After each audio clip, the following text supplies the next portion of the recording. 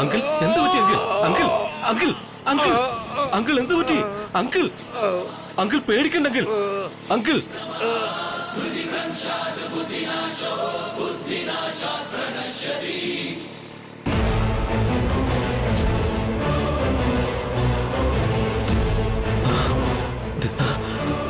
S I Devarajan.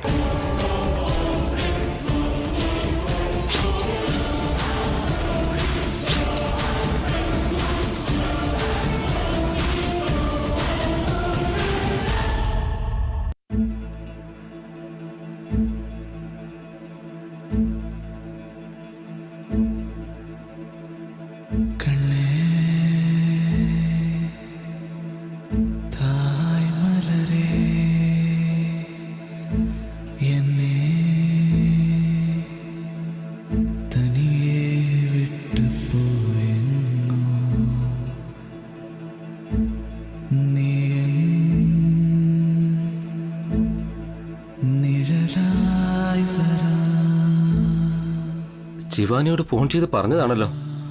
അവളും മറ്റുള്ളവരെ അറിയിച്ചിട്ടുണ്ടാവും. പക്ഷെ ഇതുവരെ ആരും വന്നില്ലല്ലോ.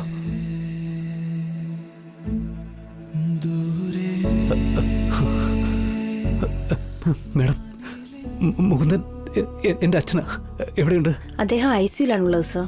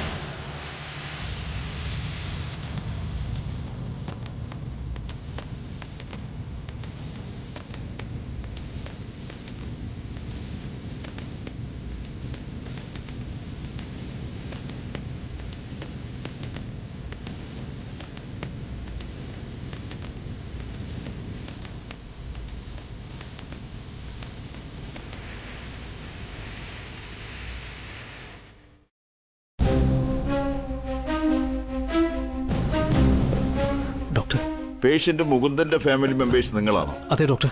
എന്റെ അച്ഛൻ എങ്ങനെയുണ്ട്? കണ്ടീഷൻ വളരെ സീരിയസ് ആണല്ലോ സർ.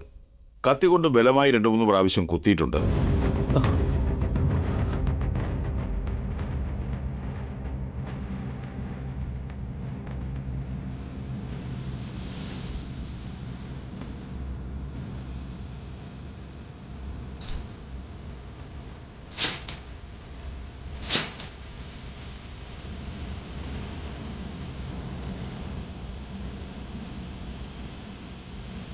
ഇത് അറ്റംപ്റ്റ് ടു മർഡർ കേസാണ്. നിങ്ങൾ ആദ്യം പോയി പോലീസ് സ്റ്റേഷനിൽ കംപ്ലൈന്റ് കൊടുക്കണം.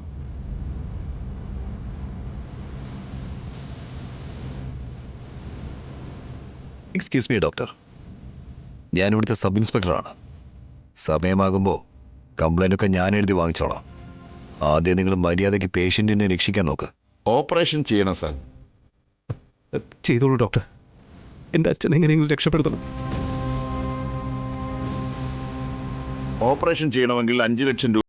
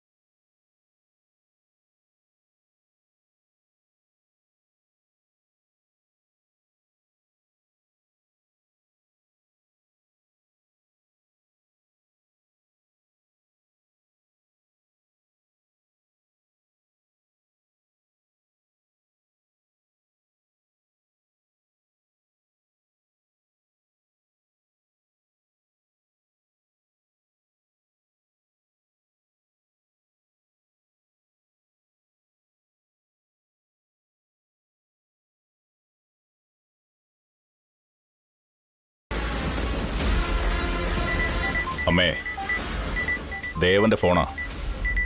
എന്താന്ന് ചോദിക്ക്. പറയ് ദേവാ. മുകുന്ദൻ അമ്മാവന് ഓപ്പറേഷൻ വേണമെന്നാണ് പറയുന്നത്.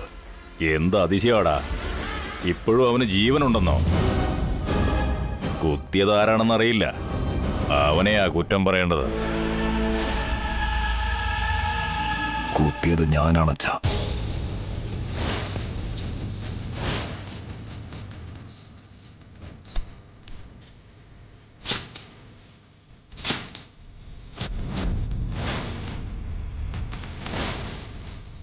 എടാ ദേവാ, പിടിവാശിയോടെ ജോലി ഉണ്ടെന്ന് പറഞ്ഞ് നീ ചടങ്ങിനിടയ്ക്ക് പോയപ്പോഴേ ഞാൻ ഓർത്തതാ എന്തോ വലുതായിട്ട് നീ ചെയ്യാൻ പോകുന്നെന്ന്. പക്ഷേ മർഡർ കേസിൽ നീ അകത്ത് പോകൂടാ ദേവാ. ഒരു കേസും വരാതിരിക്കണമെങ്കിൽ മുകുന്ദൻ അമ്മാവൻ മരിച്ചേ പറ്റൂ. അവനെ ഓപ്പറേഷൻ ചെയ്ത് പഴയ നിലയ്ക്ക് കൊണ്ടുവന്നാൽ 5 ലക്ഷം രൂപ വേണമെന്നാ പറയുന്നേ. അത് കേട്ടപ്പോ തൊട്ട് ഗൗതം എന്ത് ചെയ്യണമെന്നറിയാതെ നിൽക്കുക. അവനെ എവിടെ നിന്നാടാ 5 ലക്ഷം രൂപ കൊണ്ടുവരുന്നത്? ഉടൻ തന്നെ 5 ലക്ഷം രൂപ ഡെപ്പോസിറ്റ് വെക്കേണ്ടത് ഒരു സാധാരണ കാര്യമല്ല. ആ കാരണം പറഞ്ഞവനെ കൈവിട്ടാൽ മുകുന്ദന്റെ മരണം ഉറപ്പാ. ലക്ഷ്മിയുടെയും ദേവന്റെയും നിശ്ചയിച്ച വിവാഹം നിന്നുപോവില്ലേ? മുത്തശ്ശി, അയാൾ രക്ഷപ്പെട്ടാൽ എന്റെ കാര്യം അവസാനിക്കും. ഗൗതമിന്റെ വീട്ടിൽ നിന്ന് 10 ലക്ഷം രൂപ മോഷ്ടിച്ചത് ഞാനാണെന്ന് മുകുന്ദൻ അമ്മാവൻ അറിയാം.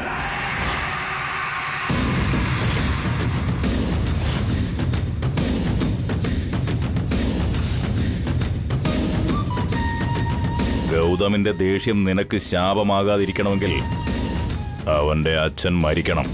അയാളെ കൊല്ലാൻ ഇനി ശ്രമിക്കുന്നത് വളരെ ബുദ്ധിമുട്ടാണച്ചാ. അതിന്റെ ആവശ്യം വരില്ല ദേവ. ഓപ്പറേഷൻ 5 ലക്ഷം രൂപ ഉണ്ടാക്കാൻ കഴിയാതെ ഗൗതം തോറ്റുപോകും. സമയം കഴിഞ്ഞു പോയതുകൊണ്ട് മുകുന്ദന്റെ വിധിയും അവസാനിച്ചു പോയെന്ന് നാട്ടുകാര് പറയും.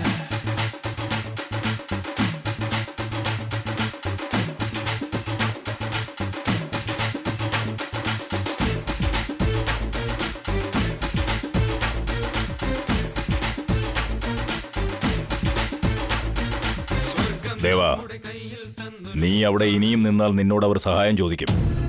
നിനക്കത് നിരസിക്കാനും പറ്റില്ല. എടാ ദേവാ, ഉടൻ തന്നെ ശിവാനെയും വിളിച്ചുകൊണ്ട് നീ രക്ഷപ്പെടാൻ നോക്ക്. അവന്റെ തലയിലെഴുത്തുപോലെ നടക്കട്ടെ. ശരി മുത്തശ്ശി.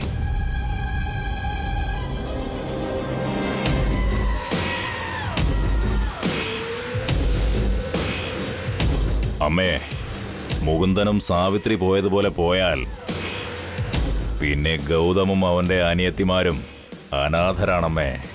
കുഞ്ഞുനാളിൽ നിന്റെ ശരീരത്തിലേക്ക് ചെരുപ്പ് എറിഞ്ഞവനാണവൻ.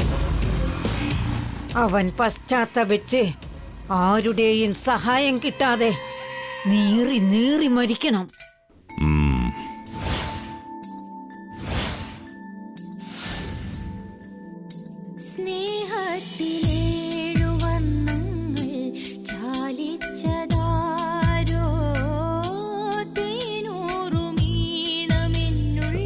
ഡോക്ടർ, പറയൂ.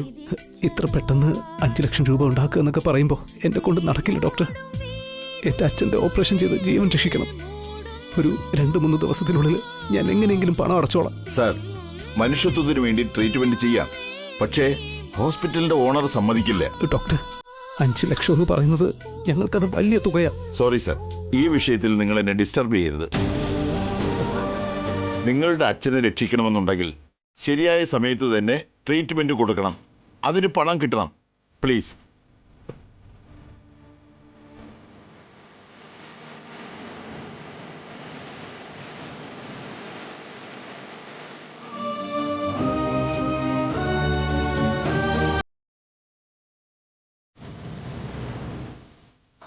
ആ ദേവരാജനാണ് ഇതിന്റെ പിന്നിലെന്ന് ഗൗതമനോട് ഇപ്പൊ തന്നെ പറയണം.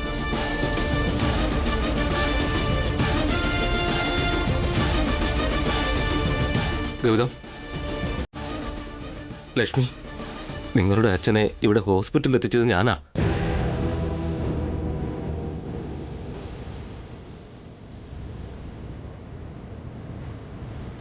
ഒരുപാട് നന്ദിയുണ്ട്.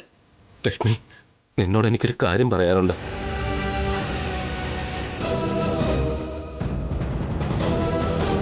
അത് പിന്നെ ഹലോ,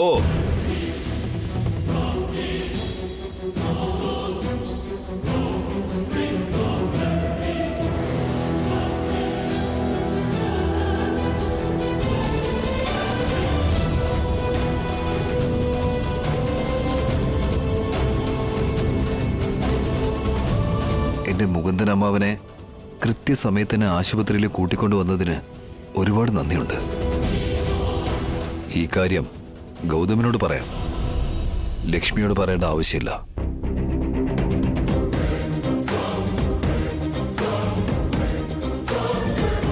നിങ്ങളുമായിട്ടുള്ള നിശ്ചയം മുടങ്ങിയതിനു ശേഷം ലക്ഷ്മിയെ കല്യാണം കഴിക്കാന്ന് ദേവരാജ സമ്മതിച്ചത്.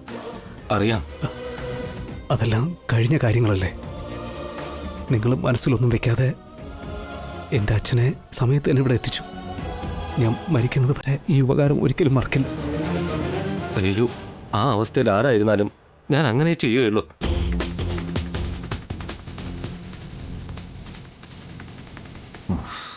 നിങ്ങൾ ചെയ്തൊരു നല്ല കാര്യമായിരിക്കാം. പക്ഷേ നിങ്ങൾ ലക്ഷ്മിയുടെ മുന്നിൽ വന്നു കഴിഞ്ഞാൽ അവൾ അന്ന് നടന്ന കാര്യങ്ങളൊക്കെ ഓർത്ത് ഒരുപാട് വിഷമിക്കും. അത് മനസ്സിലാക്കണം. ദയവ് ചെയ്ത് നിങ്ങൾ ഇവിടുന്ന് പോവാൻ നോക്ക്.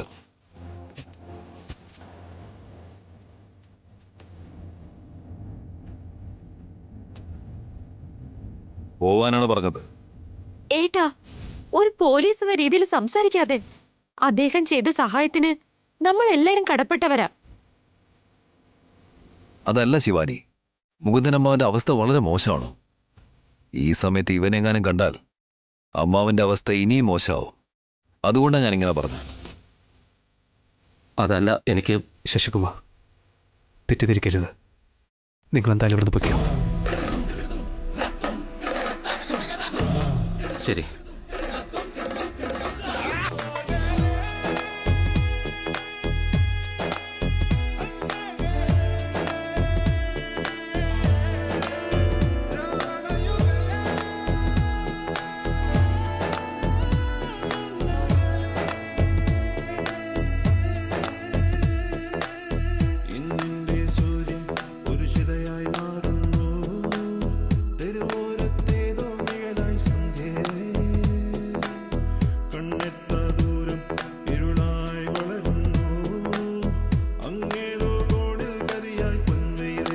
പിന്നെ ഗൗതം, ഞാൻ 5 ലക്ഷം ചോദിച്ചാൽ ഉറപ്പായി എൻ്റെ അച്ഛൻ തരും. പക്ഷേ നിന്റെ അച്ഛന് വേണ്ടിയാണെന്ന് പറഞ്ഞാൽ അദ്ദേഹം ഒരിക്കലും തരില്ല. നിങ്ങളെ സഹായിക്കണമെന്ന് വിചാരിച്ചിട്ടും എനിക്കതിന് കഴിയുന്നില്ലല്ലോ ഗൗതം. എൻ്റെ ഫ്രണ്ട്സിൻ്റെ അടുത്തെങ്ങാനും ചോദിച്ച് ഞാൻ എങ്ങനെയെങ്കിലും പൈസ അറേഞ്ച് ചെയ്യാൻ ശ്രമിക്കാം. സാരമില്ല ദേവ, അത് ഞാൻ കണ്ടെത്തിക്കോളാം.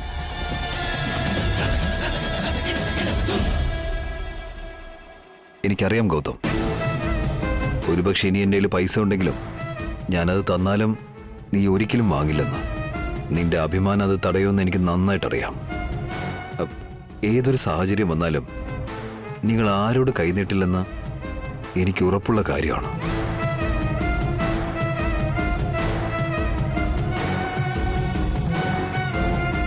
പക്ഷെ ഇപ്പോഴത്തെ സാഹചര്യത്തില് കാശ് തരുന്നവരാ ദൈവം മോനെ.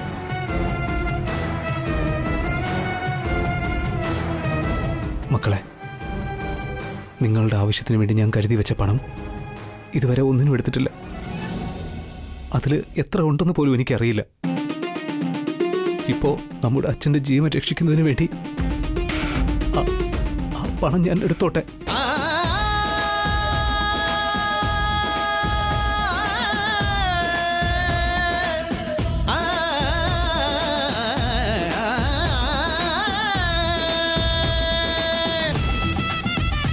എന്താ ഏട്ടാ ഇത്?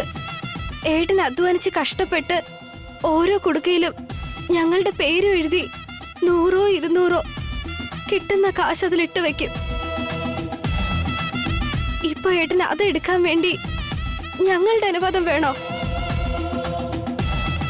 ഏട്ടൻ ഞങ്ങളോട് പെർമിഷൻ ചോദിക്കുമ്പോ നിങ്ങൾക്ക് വല്ലാതെ വേദന തോന്നുന്നു.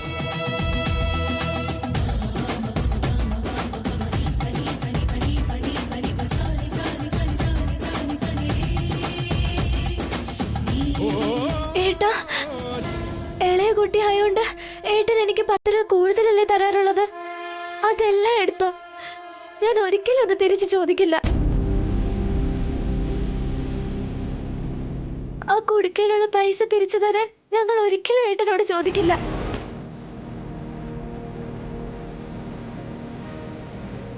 ഏയ് മിണ്ടാതിരുന്നേ. നിങ്ങൾ ഇങ്ങനെയൊക്കെ പറയുമ്പോ ചേട്ടൻ എന്ത് മാത്രം വിഷമാവൂന്നറിയോ?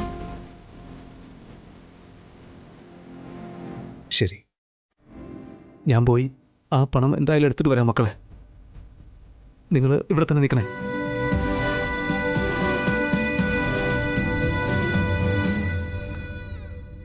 ആ കുടുക്കിൽ എത്രയുണ്ടെന്ന് എനിക്കറിയില്ല. ഓപ്പറേഷനുള്ള പൈസ തികയാതിരുന്നെങ്കിൽ മതിയായിരുന്നു. ഇല്ലെങ്കിൽ എൻ്റെ ആയുസ് കുറയെന്നാ തോന്നുന്നത്.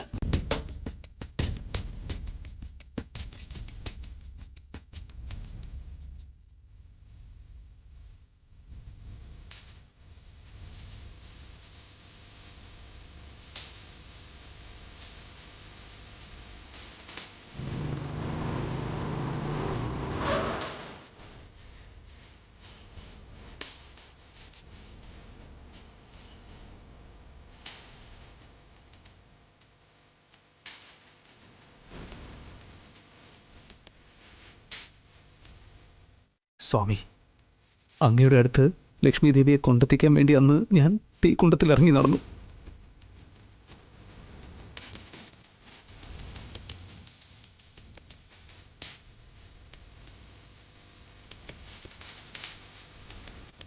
എൻ്റെ കാലിലേക്ക് ആൺ തറച്ചു കയറുമ്പോഴും അങ്ങയുടെ ആഗ്രഹം നിറവേറണമെന്ന് ഞാൻ ആഗ്രഹിച്ചു.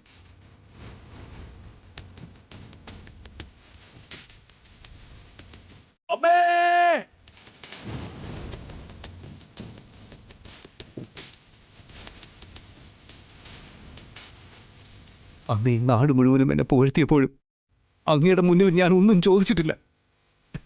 ഇങ്ങനെയൊക്കെ ഞാൻ പറയുന്നതിൽ എന്നോട് കോപം തോന്നരുത് സ്വാമി. എൻ്റെ അച്ഛനൊരു ആപത്തും വരുത്തരുത്. അദ്ദേഹത്തെ എങ്ങനെയെങ്കിലും രക്ഷിക്കും. എൻ്റെ സഹോദരിമാരുടെ കല്യാണത്തിൻ്റെ ആവശ്യത്തിന് വേണ്ടി ഞാൻ കൂട്ടിവെച്ച ഈ പണം എനിക്ക് എത്ര കഷ്ടപ്പാട് വന്നിട്ടും ഞാൻ ഒരിക്കലും എടുത്തിട്ടില്ല സ്വാമി. പക്ഷേ ഇപ്പോൾ എനിക്ക് ജന്മം നൽകിയ എൻ്റെ അച്ഛനെ രക്ഷിക്കാൻ വേണ്ടി ഇതെടുക്കുന്നതിൽ ഞാൻ തെറ്റ് കാണുന്നില്ല. എൻ്റെ അച്ഛനെ എങ്ങനെയെങ്കിലും രക്ഷിക്കൂ സ്വാമി, രക്ഷിക്കൂ.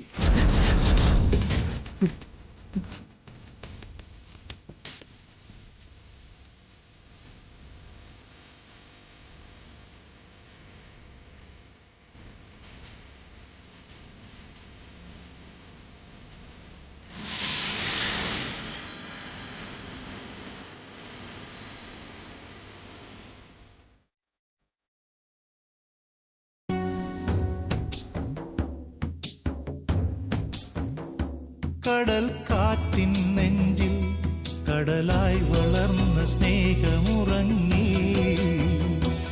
കനലായി എരിഞ്ഞ സന്ധ്യമയങ്ങി. മുകിൽ കാട്ടിൽ നിന്നും മഴയായി പൊഴിഞ്ഞ രാഗമലിഞ്ഞു,